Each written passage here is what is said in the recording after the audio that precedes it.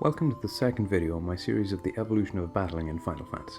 In this part we'll be seeing some major changes to Final Fantasy's battle systems, but I'd like to address that I'll be skipping over 11 and 14. They're not traditional Final Fantasy games in the sense that they're MMORPGs. They use real-time battles where all your abilities are on cooldown. You have MP as well, so you can use an ability and it'll use MP, but then you need to wait for that ability to recharge before using it again. Also, there are many classes to choose from, and playing with other people is highly encouraged. With that out of the way, let's take a look at the last Final Fantasy before Square and Enix joined forces. Final Fantasy IX took things a step back in terms of complexity. There's no more junctioning or GFs. Battles are ATB style again, with 4 characters in your party at any given time. Leveling up is back to the traditional style as well, with characters gaining levels after earning a set amount of XP gained in battle. As well as that, characters are now limited in their abilities. So unlike 7 and 8, you can't just have anyone casting spells or stealing from enemies. But it's not as if they've gone totally back to the basics of Final Fantasy I. This time it's all about the gear. In Final Fantasy IX, characters have equipment slots for a weapon, shield, helmet, body armor, boots, and an accessory, and the gear they're wearing is more important than ever. You see, in 9, all abilities are learned through equipped item. Each item, as well as changing stats like defense and attack, will also have an ability attached to it. While the item is equipped, its ability can be used. But once it's removed, so is the ability. However, each one also has an AP gauge attached to it. AP is earned in battle like XP, and once you've earned enough, a party member can permanently learn an ability or spell. So what's to stop you grinding and teaching everybody every spell? Well, many of the abilities themselves also have to be equipped separately with the use of magic stones. Each character has a set amount of magic stones, and each ability costs a set amount. Spells are the exception here. They're automatically equipped free of charge, but they cost MP to use in battle. It's other things like the ability to steal or getting an attack boost against beast-type enemies that cost stones. What this system does is that it allows you to customize your characters in a meaningful way, while also making sure they aren't overly powerful. It also forces you to make choices in terms of what strengths and weaknesses your characters will have in battle. Like maybe you want to have Steiner equipped with abilities that make him strong against any kind of enemy, so that Zidane is able to steal or always be able to flee from battle. Another choice presented to the player comes from the fact that much of the equipment will have multiple abilities, but that are not all usable by one character. A silk shirt could teach Zidane flee, but it could also teach Vivi the fire spell. Assuming you don't grind until you have money for multiple of the same equipment, you have to choose which character you want to empower. You might even find that the gear that gives the best abilities won't have the best stats, so a trade-off will have to be made, again offering a choice to the player and ensuring everyone isn't able to steamroll all their enemies. One minor change in Final Fantasy IX is the trance system. It's basically the same as limit breaks. A gauge fills up after taking damage, and when it does, your character will go into a trance mode where they deal more damage and have access to more spells and abilities. It seems strange to me though that it is automatically activated, so you can't use it whenever you want. It's more powerful than in 7 or 8 though, as characters have access to all of their extra abilities instead of having to set a few to use. Final Fantasy X is the last of the turn-based Final Fantasy games, in the main series anyway. It was also the first one since 4 to not use the ATB system. Battles in 10 are purely turn-based, with no time passing in between actions. They focused on giving the player as much information as possible this time around, so as to be able to better plan your attack. On the top right of the battle screen is a list showing when each character and enemy will act. It doesn't show what they'll do, of course, but it's still a lot more information than earlier games gave the player. There are also only 3 characters on the battlefield at a time, but they can be switched out at will. You essentially have your whole party at your disposal in any fight. I think this is a great system. It does away with the problem I always have in RPGs. I get so used to a certain team that I end up not using new characters that join along the way. The system makes it so that you can use anyone at any time. It also means that you're not screwed going into boss battles if said the boss is weak to thunder spells but your main party doesn't have any. Now you can just bring in Lulu whenever you need her. Trance has also become overdrive, and unlike 9, it's only activated when the player wants it to be. And a full overdrive meter carries over into future battles. Even summons have overdrives because for the first time they can be directly controlled in battle. When Yuna summons an Esper, the entire party leaves and the summon is controlled by the player. They can't be equipped with different gear as spells, meaning they'll have the same attacks throughout the whole game, but they are a lot more versatile and useful. They're very powerful, and the fact they stick around for a while means they can do a lot of damage while your party hides away, safe from harm. But let's talk about the main characters again. Like in 9, they all have some unique characteristics. Only Yuna can summon, and Tidus and Auron are the only ones capable of wielding swords. However, everyone can be heavily customized with the Sphere Grid. The Sphere Grid is how everyone levels up and gains new spells and abilities in Final Fantasy X. Traditional leveling is gone. Instead of gaining XP at the end of battles, you gain SP or Sphere Points, as well as spheres of different kinds, such as ability, speed, and power. SP are spent to move characters on the Sphere Grid, so it's a universal grid with nodes all over it. Some are empty, but most contain stat boosts or abilities. The way it works is that a character can use spheres gained in battle to activate an adjacent node, either in front or behind them. Nodes can only be activated with matching spheres, so a power sphere can't be used to unlock an ability node. Sphere points are spent to move around the grid. As the grid is shared between all characters, it means they all have the same pool of upgrades to choose from. However, they start at different points on the grid. This sort of makes it so they have a predefined path at the beginning, but as you can move around however you like, characters are open to progression in a variety of ways. Another important aspect is that it costs points to move forward, but it costs more to move backwards. This encourages players to think about how they want to develop their character, and the option of moving around also offers a choice to the player. They can forego learning weaker skills in order to move further along the grid and gain more powerful skills or stat boosts. The sphere grid is actually not the only form of character progression. Weapons have received a fundamental change. They no longer affect a character's stats directly, so Tidus' first sword is technically as strong as his ultimate sword. However, each weapon has a number of slots into which abilities can be equipped, and they cannot be removed after the fact. Like the sphere grid, it encourages you to think about how you want each character to progress, as each ability equipped is a permanent decision, so you don't want to make the wrong one. It also makes characters more versatile and weapons more significant. Whereas it was almost always the best decision to sell old weapons in older games, now each weapon kind of acts as a separate interchangeable moveset, so they're worth keeping around. As an aside, modern releases allow you to choose between the classic sphere grid and the expert grid. The expert grid has fewer nodes on it, but starts all characters in the middle, so they all have the exact same option for advancement. A system like this allows for much more control of your party's progression, but without proper planning could easily lead to an underpowered party. Now, Final Fantasy X-2 isn't a spin-off, but for the first time there was a direct sequel to a mainline Final Fantasy game. Battles use the ATB system again, but with some new elements. Each of the three characters has an ATB bar that fills up before they can act, as in other games using that system. However, the gauge's size is not determined by a single stat. This time it's based on the last skill you used, in a sort of cooldown system like the MMOs use. If you do a basic attack, it'll only take a few seconds for the bar to fill before the next action. More powerful skills, like a dancer's ability to inflict status ailments on all enemies, require a much longer recharge time. This makes it so the pace of battle is entirely in the player's hands, and adds another layer of decision making in battle. It might be better to unleash a flurry of quicker attacks to keep your options open, rather than have a character inactive for so long after a single powerful move. The moves a character can pull off are now determined by their garment sphere, which are essentially this game's classes. Unlike in 10, you cannot switch characters during battle, as there are only 3. But each one can switch their class mid-battle, giving everyone a high level of versatility. The garment grid system is sort of a mix between the job system of 5 and the sphere grid from 10. You have garment grids, which are much smaller sphere grids onto which you can arrange what classes a character will have available in battle, but each class also levels up separately. Unlike the older entries using the job system, there is no overall character level, there are only job levels, or class levels. Switching between garments, jobs, classes, or whatever frequently is heavily incentivized, as you'll need a variety of abilities to do well in the game. However, it is not as easy as just being able to pick whatever class you want mid-battle. As I touched upon before, a character's available classes have to be arranged on their garment grid. These are like small sphere grids with different layouts. The way it works is that you can switch to any class that is adjacent to your current one on the grid. This means you may have to strategically place the spheres so the classes you need are quickly accessible, or else you'll end up losing turns in battle. Grids gained after the default one will also have other elements to them. There's one grid, for example, with only 5 slots, one top, bottom, left, right, and center. However, in each corner is an elemental sphere. Moving along that path will give bonuses to defense against those elements in battle. So moving from the top sphere to the one on the right will give a bonus to water defense, as you had to move through that part of the grid. This, along with the fact that some grids even impart spells and abilities, offers a high level of player choice. You can prioritize a small grid with classes you want to focus on, go for a bigger grid so you have a bigger range of classes, or forego a bigger grid in exchange for access to more spells. Unlike in 10, these grids are not tied to leveling up. Class levels are increased with XP gained through battle. There's an added layer of depth in that you can pick what ability each class will learn next, not unlike the GF abilities in 8. And while we're comparing things to older games, a classic feature returns in 10 too. If 2 characters target an enemy and one of them kills it, the second attack is wasted.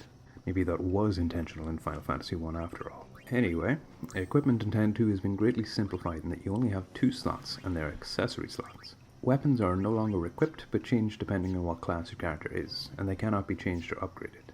One other small addition is the introduction of the chain system. When attacking a single enemy, if they're hit within 2 seconds of the last hit, it'll build the chain meter. The higher it gets, the more damage they take. This also gives the battle system another strategic element. Certain classes are better at getting multiple hits in quickly, so it's best to use them on single enemies, but you might want to change to something else if you're fighting larger groups, for example. The last thing 10.2 brought to the table is the creature capturing mechanic. In between missions, Yuna and Co can set traps to capture monsters. They can be entered into tournaments to strengthen them and learn about the people they were in a past life. Also, you can swap out your party members for characters during the main game. They can't be controlled directly, only influenced, but they can be very powerful and give you access to abilities the girls can't use. They sort of replace the summons in that sense. However, there is no replacement for limit breaks or overdrives. Those are just absent. Okay, so now we're back to the main series, and there are some big changes here. Battles still use the ATB system though, and just like 10.2, there can be only 3 characters on the field at a time, though there are more than 3 characters in the game. Random encounters are gone, and now enemies can be seen on the field as you move around. I always liked this system because you can see what you're coming up against, and it's easier to avoid battles you don't want to do. The battles themselves are pretty similar to the old games though. Each character has an ATB bar that must fill up before they can act, though now they can move freely around the battlefield. However, enemies and characters can still attack from a fair distance with melee weapons, so the free movement doesn't make much of a difference mechanically. What does make a big difference is that your party members can act of their own accord for the first time. While the option remains to give each one specific commands, characters can now be assigned gambits to determine how they will act in a fight. Gambits are basically character scripts like you might have seen in older CRPGs like Baldur's Gate. The gambit system is incredibly deep. There are 3 parts to each gambit. You choose an action, like a spell, item or attack. You then choose a target, and then choose when it should be carried out. For example, you can have it so Balthier will always use Curago when any other character, or even a specific character, drops below 20% of their health, or 10%, or 70%. There's a huge list of options for every kind of action, so even though you can still control each character individually, there's more of a focus on building smart characters that act strategically and work well with each other. Initially, they only start out with a few gambit slots, but can unlock more through the license board. The license board is this game's method of character progression. Think of it like a sphere grid, but you can't move around it. Characters earn points in battle that are spent to unlock squares on a license board, and once a square is unlocked, all adjacent ones will become available. Gambit slots aren't the only things to be unlocked, of course. Squares on the board can unlock stat bonuses, skills or abilities, and even licenses for gear. That's right, you can't just equip any gear you want, you have to unlock its square on the license board first. Strange as it sounds, it's not an entirely alien concept in the world of RPGs. Many RPGs would have restrictions like needing a high enough strength stat before you can wield a big sword. 12 also has more gear slots than 10 or 10.2 had, with slots for weapons, headgear, accessories, and armor.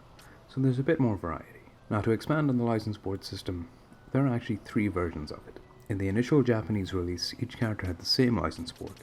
Then in the international version, which was Japan exclusive for a long time, they brought in the Zodiac system. Now there were 12 different boards to choose from, all with different abilities, and a character could be assigned to any one board. Then in the latest re-release they changed it again, so the characters can be assigned to 2 boards, allowing you to use all of them in a single playthrough, and giving each character access to twice as many progression paths. Obviously this last version offers the highest level of customization and player choice, though none of the 3 versions are particularly restrictive. In all of them you're given the chance to develop each character in a different way to fit your playstyle. Limit breaks or overrides and summons also make a return in 12. This time instead of a limit gauge there's a quickening gauge which fills up during the battle. Using a quickening gives access to powerful attacks like the limit breaks, but if multiple characters have filled up their gauges they can be combined for even stronger effects. The quickening gauge is also used to summon espers that fight alongside the party for a short time before launching a powerful attack. Okay. Next, we're going to talk about probably the most divisive of the Final Fantasy games. I could probably rant about this one and it'd be a longer video than this, but I'll talk about it objectively here. The ATB system returns, but with some changes. It now fills up in segments rather than as one single bar. So Lightning's ATB gauge has 3 segments, and a simple attack only uses up 1 segment, whereas an attack like Blitz that hurts multiple enemies at once would take up 2. And the way it works is that you queue up your actions before the gauge is filled, and they're carried out in the order you entered them. On the face of it sounds like a good system. You can act multiple times in one turn, and the order you do things can change how effective they are. For example, you might want to use a weak attack to stagger an enemy, and then follow up with something stronger. Being able to do several things in one turn does make battles faster paced though, and the game even encourages winning battles quickly. Each battle ends with you getting a rating out of 5. A higher rating increases the chance of getting good loot, though it does not guarantee actually getting anything, which I think is a misstep. It seems like doing well should always garner at least some reward. But the faster paced battles are something I like. The game actually does a few things to speed up the pace. For example, there's no MP anymore. Spells take up an ATB segment just the same as regular attacks. Certain abilities use technique points though, which regenerate over time. This encourages players to use strong abilities because there's no risk of running out of MP. For example, in the older games you might want to save your biggest spells for bosses because MP can only be regained by spending money. Potions also now heal the entire party, so you don't have to spend 3 turns to heal everybody, and the team is fully healed after each battle. This makes it so you don't need to stock up on potions so you can heal yourself after a fight. It also means the developers had a bit more leeway when designing encounters, as they know you'll always be at full strength going into them. You can even give yourself an advantage if you sneak up on an enemy and strike it before the battle begins. Doing so will make each enemy staggered, making the fight much easier. This is only possible because enemies now show up in the game world like in 12. 13 actually takes a good deal of inspiration from 12, and 10 too for its battle system. From 12 we have the system of other characters acting autonomously, though now they cannot be given commands. In 13 you only ever control one party member, and the rest will act as they see fit. The only control you have over them is the class that they are and the gear they're wearing. This is much simpler than the Gambit system in 12. The system for changing classes is called Paradigm Shift.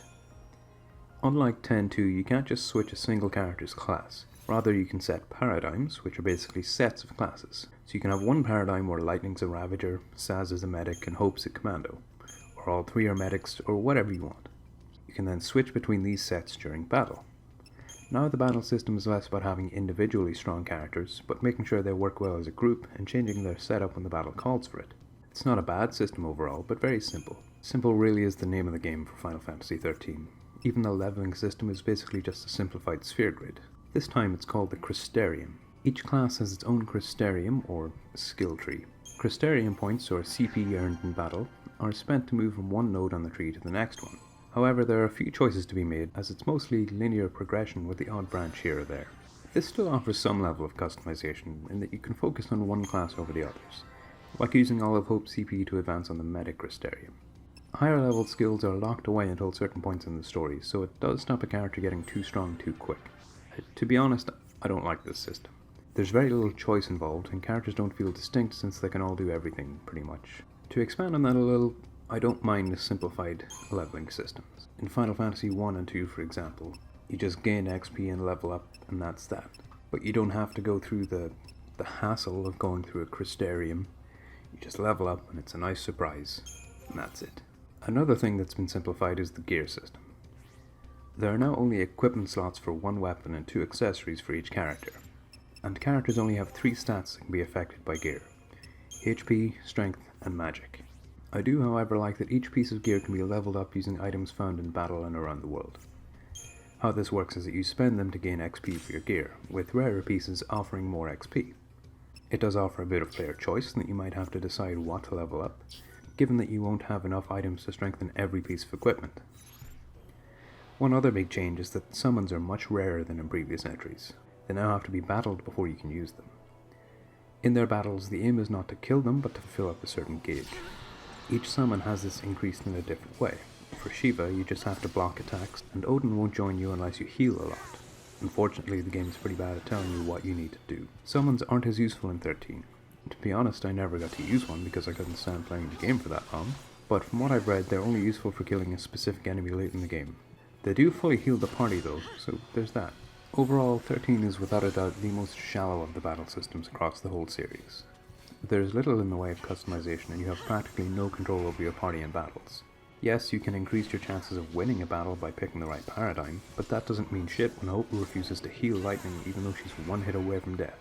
That wouldn't be so bad if not for the fact that if Lightning goes down, the battle is lost, unlike every other game where the rest of the party can fight on. Also, the auto battle feature. I haven't mentioned it before, but in battles, instead of manually queuing up attacks, you can press auto battle and have the game do it for you. Normally I'd defend a system like this by saying that you don't have to use it, and you could probably carry out more effective strategies if you manually chose your action. The game straight up tells you early on to use the Libra spell, which will make it so that auto battle will choose the most effective course of action. On top of that, it takes longer to manually pick what to do, and enemies will continue to attack while you're getting ready. Auto battle is instant, so it chooses the best way to fight and reduces the time that you're vulnerable.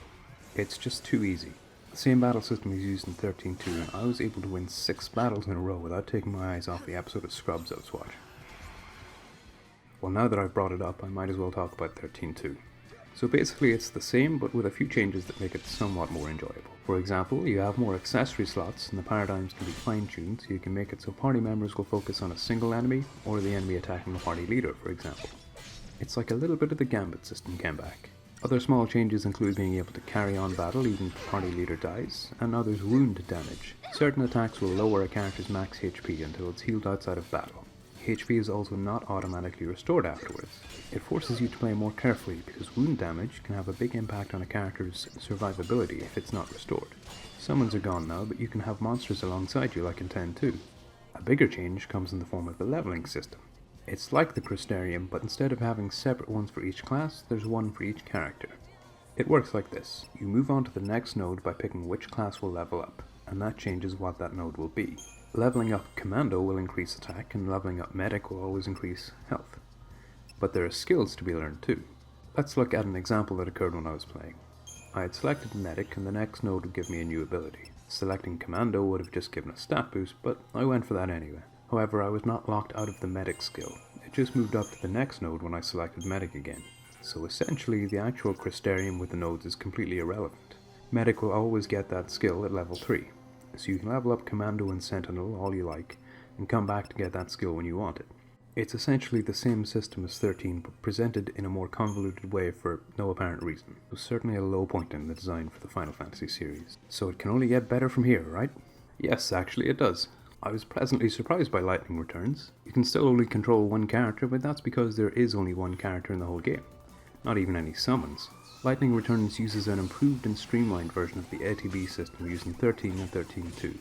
Lightning has 4 slots for attacks or abilities, and you pull them off by holding whichever button they're assigned to. You can hold the button down to use it over and over, and doing so will drain the ATB bar, which recharges over time. It sounds maybe too simple to be enjoyable, but the addition of the schemata system adds just enough depth to keep it interesting. Instead of changing paradigms, Lightning can change schemata in battle, with each schemata having its own separate ATB gauge, so you never come to a complete stop in battle. The schematas are basically sets of equipment and abilities that you can customize. Each one starts with an outfit, and then you can change the weapon, shield, and 2 accessories. There are also 2 kinds of accessory slots. One only affects the schemata it's equipped to, and the other affects Lightning's stats overall. Each schemata also has 4 slots for attacks and abilities. This system offers a great deal of customization that you have 3 different schematas to switch between at all times, and you can make them as different or similar as you like. Lightning Returns' battle system also imposes a good few limitations on the player to ensure they don't become overpowered. For example, you initially only have 6 slots for items you can use in battle, and they won't be replenished until afterwards, so you can't heal indefinitely as you could in other games. You have to make sure Lightning has all she needs before going into a fight. Attacks and abilities are also limited, in that Lightning doesn't learn spells or techniques. Rather, each one, including basic attacks, is like an item to be equipped. So if you find a fire spell, you can only equip it to one schemata, unless you find another one.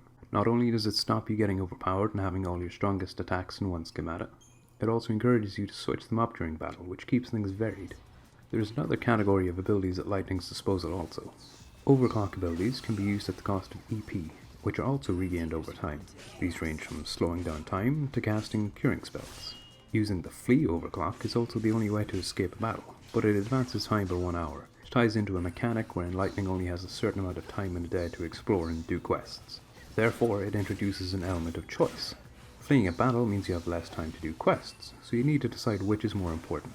It also encourages you to play well so you don't lose time, and you'll want as much time as possible to do those quests because that's how you level up, so to speak. Lightning Returns doesn't have a leveling system at all, really. Completing quests will grant rewards like increasing strength, new abilities, or materials for upgrading equipment and abilities. All weapons can be upgraded like in 13, but abilities can also be upgraded to a point. Once they've got to a certain point, 2 identical abilities can be combined to create a stronger one. For example, if you upgrade Fire 1 3 times, it will reach its limit. 2 fully upgraded Fire 1 spells can be combined to create a single Fire 2 spell. Again, we see more player choice presented. Creating a Fire 2 requires sacrificing an upgraded Fire 1. This might mean one of your schematas loses a powerful spell, at the cost of strengthening another. Overall, Lightning Returns system is a huge improvement over the ones used by 13 and 13.2. It's less complex in the sense that you only have one character to worry about, but the amount of customization makes it more complex and engaging. You actually have to think about what you're doing in battle this time. One other thing is the stagger system is back, and it works the same as it did before. Final Fantasy XV can be seen as a further developed version of Lightning Returns' system. Once again, battles are in real time, and you only directly control one character, though there are 4 in the party. And once again, you only hold one button to attack. This time, Noctis doesn't change classes, but weapons. At any time during a combo, you can switch between any of the 4 weapons Noctis has equipped. The other characters act of their own accord, but they each have a technique they'll only do when you tell them. Using a technique drains the technique gauge, which is refilled by damaging enemies. This is the first Final Fantasy to truly make use of the 3D space its battles take place in. Positioning actually has some importance, as enemies can be attacked from the side or from behind for extra damage, and enemy attacks can be dodged. You might also want to get to a safe distance before using magic so you have time to aim it. Magic has been significantly changed in 15. There are no spells as such, but magic grenades that explode on impact. These are created by combining magic elements found in the overworld. This does offer a bit of customization in that you can decide whether to focus on strength or quantity. You could use those elements to make 20 weaker magic bombs or make 10 stronger ones. That said, you can't just throw 100 of them out at once, as there is a cooldown after you use them in battle. Outside of battle, character customization isn't too deep. Noctis is the only one that can have more than one weapon equipped at a time. The rest only have slots for one weapon, one accessory, and one technique. They can also only use one weapon type each, so there isn't really any customization there. You'll almost never have any significant choices to make when you find a new weapon for Ignis, because it'll always be stronger than its last one. Where we do see options for customization and player choice is in character progression. Basic leveling is done at the camp. During battle, characters will gain XP, but they won't level up until they rest at camp. On top of that, there are also skill trees with nodes on them that can be unlocked with AP gained in battle. Each individual skill tree isn't huge, but there are branching paths, and as they each use the same resource, you will have to make choices based on how you want your party to grow. You can focus on magical strength or physical strength, or go for a mix of both. One other small choice is that you can choose what meal your characters will eat at camp. Each meal offers a boost to stats or XP gained until the next time they rest. It allows you to prepare for upcoming battles without having to change all of your gear. Like if there's a boss coming up that deals heavy magic damage, you can camp and eat something that ups your magic defense. Another change in 15 is that summons are now not under the player's control. After you unlock a summon, it will become available in battle but only under certain conditions, and even then it's not guaranteed. For example, Titan can only be summoned in certain locations, and only when most of the party has been knocked out. Then there is a chance that he will grace Noctis with his presence, but it's totally out of the player's control. I get that this makes it seem like the summons are more powerful beings, more concerned with their own otherworldly business, but it means that they're rarely a part of battle. I think I only summoned 2 or 3 times my whole playthrough. Limit breaks are also not a big part of battles, as they don't exist in 15. Final Fantasy XV has a pretty fun battle system overall. It's less about what you're equipped with, and more about the choices you make on a moment-to-moment basis in battle.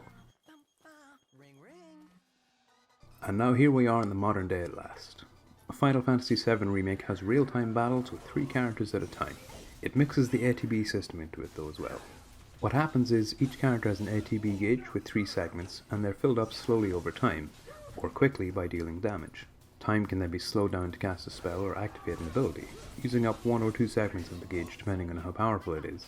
A basic fire spell only takes 1 segment and is cast instantly, whereas Firaga takes 2 segments and has a charge-up period before it's cast. This makes it so you can't just blast off all your best spells at the start of a fight, and you actually have to engage the enemy in combat first. Another element that contributes to this is that the 2 characters you aren't controlling build their ATB bars very slowly.